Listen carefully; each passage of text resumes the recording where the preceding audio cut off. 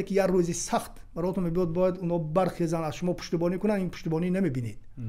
ببینید همین هفته نامه‌های آزادگان بود، هفته نامه نگاه بود، ملت حالی هم در شکل اینترنتی وجود دارد. ببینید اینها همیشه از درد مردم میگفتند، از درد مردم میگفتند، خودشون رو در بلا میگذاشتن ولی از درد مردم میگفتند.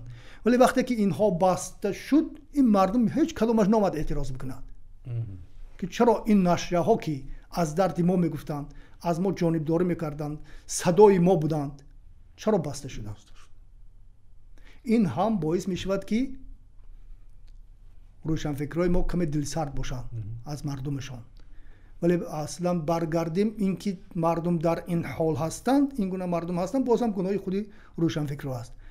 و مثل من بعضی یک روا هستند که به هیچ نگاه کاره که حرفش ادامه میتد.